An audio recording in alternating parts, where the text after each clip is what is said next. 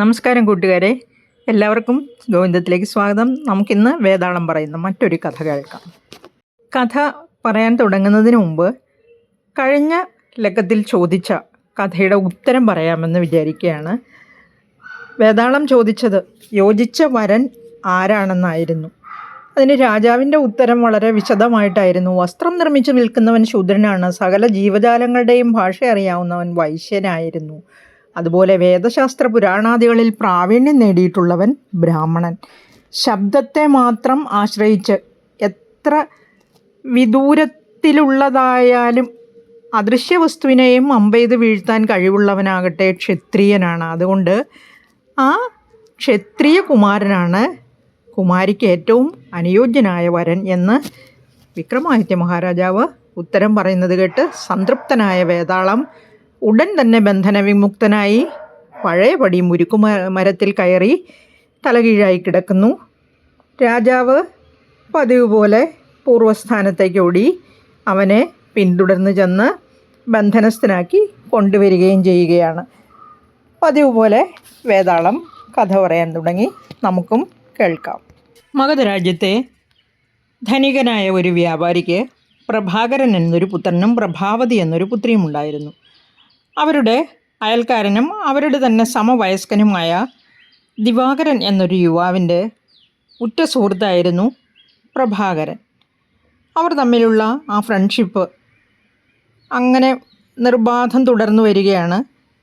എല്ലാവരും യൗവനാവസ്ഥയിലെത്തിയപ്പോൾ ദിവാകരന് ആ പ്രഭാവതിയിലേക്ക് ഒരു അനുരാഗത്തിൻ്റെ നദി ഇങ്ങനെ ഒഴുകാൻ തുടങ്ങി.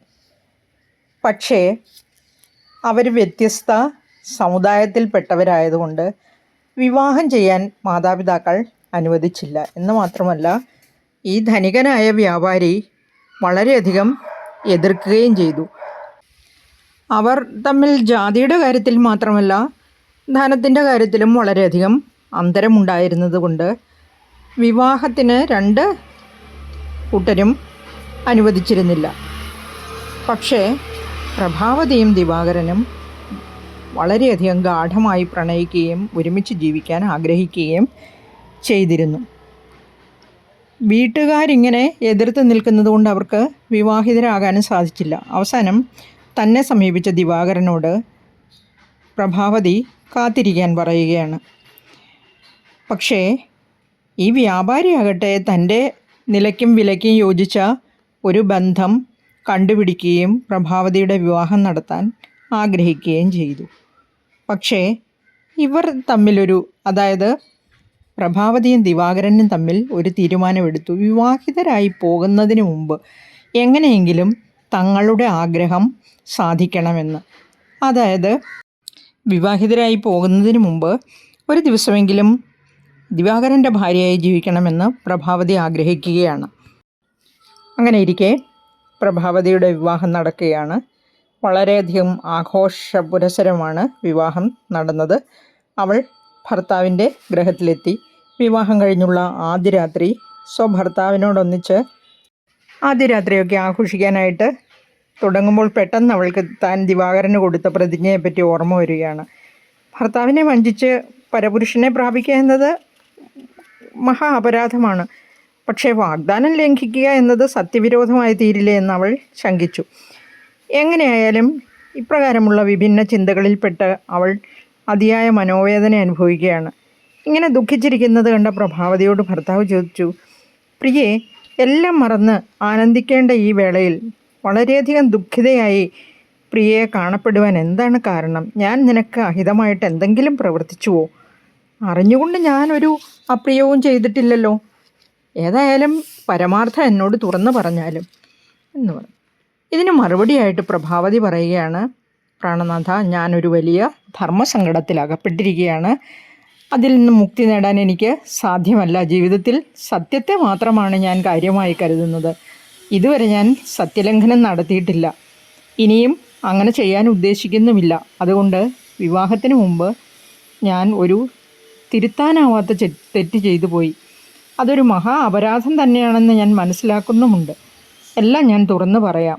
എനിക്കൊരു ബാല്യകാല സുഹൃത്തുണ്ടായിരുന്നു. ഞങ്ങൾ അടുത്തടുത്ത വീടുകളിൽ താമസിച്ചിരുന്നത് പോലെ തന്നെ ആ യുവാവും എൻ്റെ സഹോദരനും ഉറ്റ സുഹൃത്തുക്കളുമായിരുന്നു.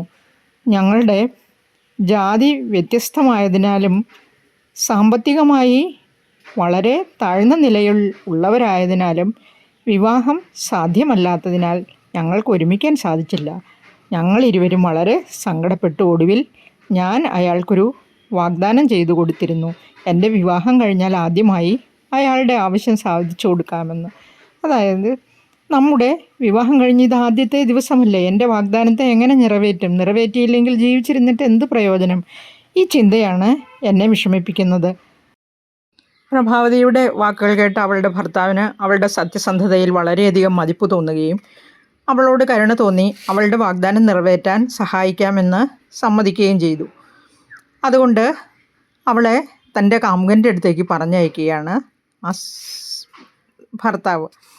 ഭർത്താവിൻ്റെ അനുമതിയും പ്രോത്സാഹനവും ലഭിച്ചതനുസരിച്ച് പ്രഭാവതി ആ രാത്രിയിൽ തന്നെ ദിവാകരൻ്റെ വീട്ടിലേക്ക് പുറപ്പെടുകയാണ്. വഴിക്ക് വെച്ച് ഒരു കള്ളൻ അവളെ കാണുകയും അവളെ തടഞ്ഞു നിർത്തി അവളോട് പറഞ്ഞു, എനിക്ക് നിന്നോട് വളരെയധികം പ്രേമം തോന്നുകയാണ്, നീ എൻ്റെ കൂടെ കഴിയണം എന്ന് പറഞ്ഞു.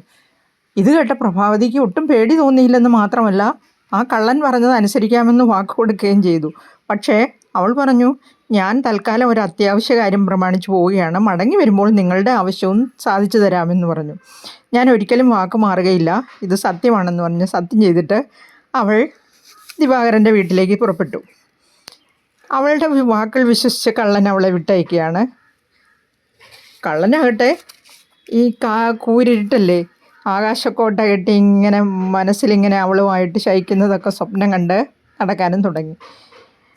അവനെ ആശ കൊടുത്ത് നിർത്തിയ ശേഷം പ്രഭാവതി നേരെ ദിവാകരൻ്റെ വീട്ടിലെത്തി. ഇതിനകം അവൾ ഒരു സാഹസികയായി തീർന്നിരുന്നു.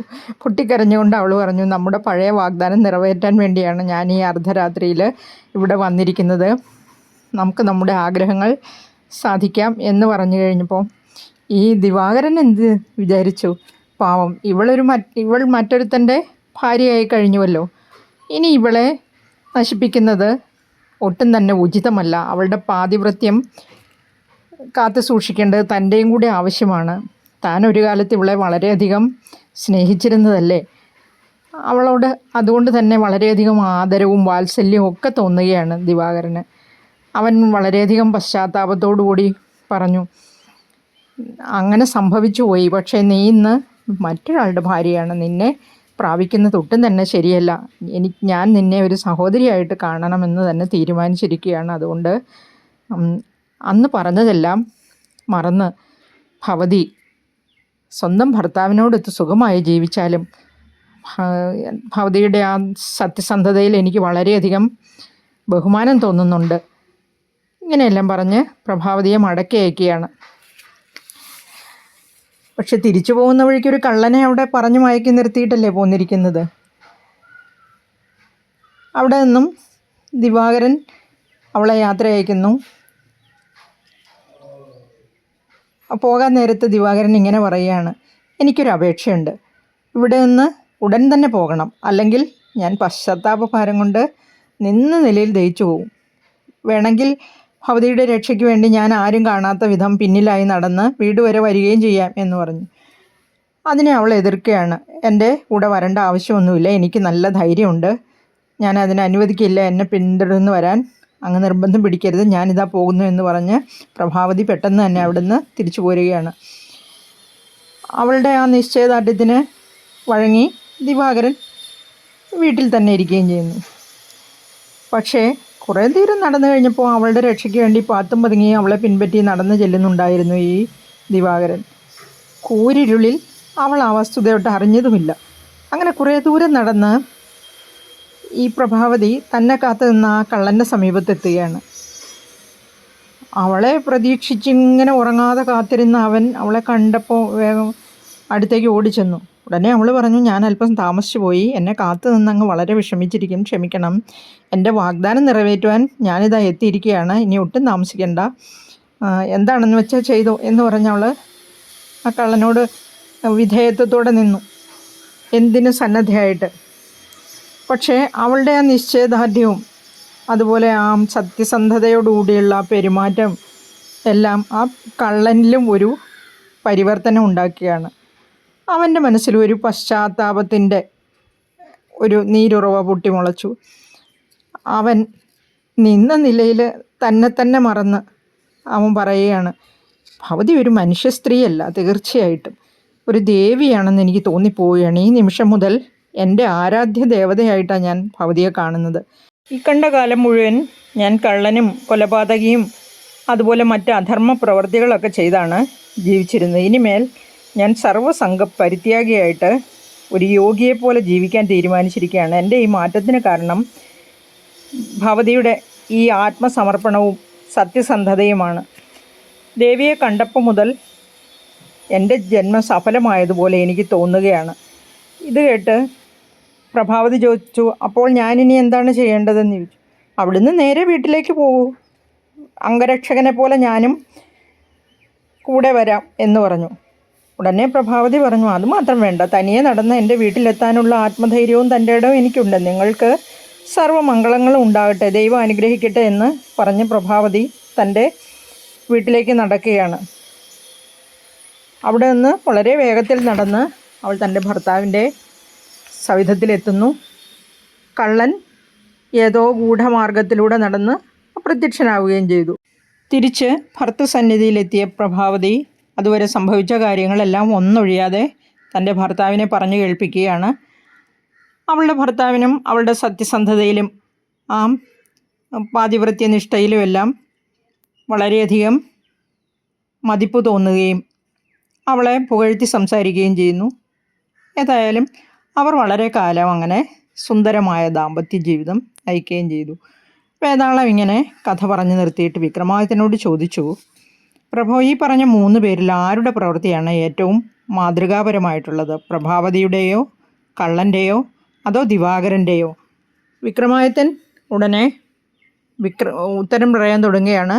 നിങ്ങൾക്ക് നിങ്ങളുടേതായ ഉത്തരം ഉണ്ടെങ്കിൽ കമൻറ്റ് ബോക്സിലിടാം, ഇല്ലെങ്കിൽ ഞാൻ അടുത്ത എപ്പിസോഡിൽ ഇതിൻ്റെ ഉത്തരങ്ങൾ പറയുന്നതാണ്. എല്ലാവർക്കും നന്ദി, നമസ്കാരം.